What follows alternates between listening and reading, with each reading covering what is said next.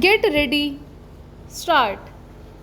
Mr. Deputy Chairman, I confess that while the bill before us has one or two good points, I am not at all happy about the form in which it has been placed before us. It does not seek to remove any of the major defects in our existing election law. We all know the serious imperfections of the Representation of the People Act that is in existence now, with such amendments as were made in 2006. But this bill, which seeks to remove defects, does not touch any of the major defects that are found in the measure of that use is this bill, which deals with only minor points. It deals with one or two major points also, and I shall refer to them. But by and large, the bill is of a minor character, and I do not think any harm would have been done if the government had waited 1 or 2 years more, studied the report of the Election Commission, and given us time also to study it, and then had come with a final decision with regard to the amendments that should be made in the existing act. I shall refer only to one point in this connection. In the Act of 2001, as it was before it was amended in 2006, election expenses meant all expenses incurred in connection with the election of the candidate, whether authorized by him or his election agent or not. In 2006, however, this restriction was removed. I mean, this connotation of the term election expenses was altered, and the return of election expenses was to relate only to the expenses incurred or authorized by the candidate or his election agent. That meant that unauthorized persons could spend money in the interest of a candidate, but the expenditure incurred by them was not to be shown in the return of election expenses.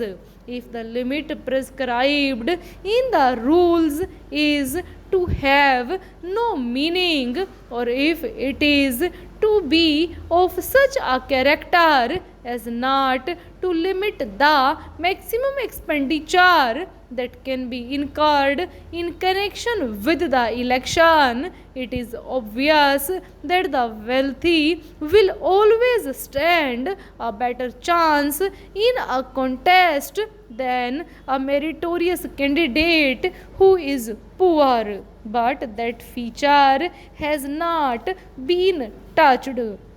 I should like to deal with 2 or 3 new provisions that are sought to be introduced in the Act by this bill. The Law Minister, while explaining the provisions of this bill, referred only to clause 8 of the bill, which deals with the question of ordinary residence of a person. I am surprised that he did not refer along with this to clause 6 of the bill. What is the significance of this omission? The candidates to the Lok Sabha are not affected in the list by this deletion of the words.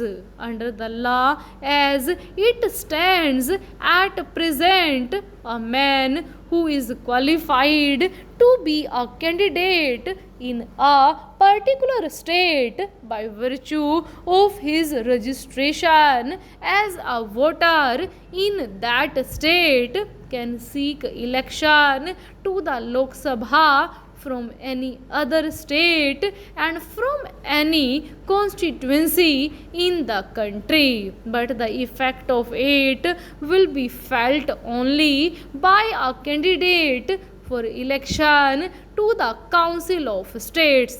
I can very well understand the Lok Sabha readily making the change because its members are not at all affected by it. But I should like to understand the reasons that led the government to acquiesce in this change. Indeed, perhaps the government themselves proposed it in the bill.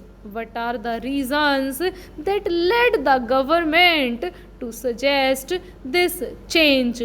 What harm would be done if the name of a man is entered in two constituencies in two different states?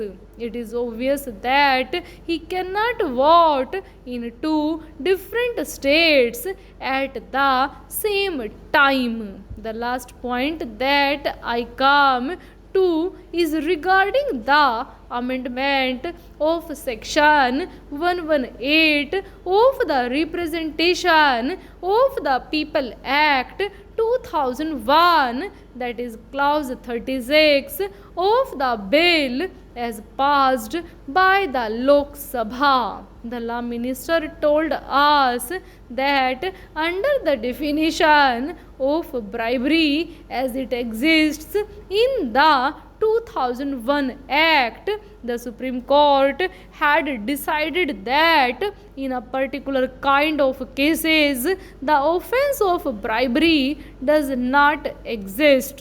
It might be interesting for government to note that the present state of the law is due to the amendment that was made in 2006. Till that time, sir, corrupt practices were divided into two categories: major corrupt practices and minor corrupt practices, and the receipt of a gratification that is a bribe was a minor corrupt practice which could make the election tribunal declare the election of a returned candidate to be void under certain circumstances.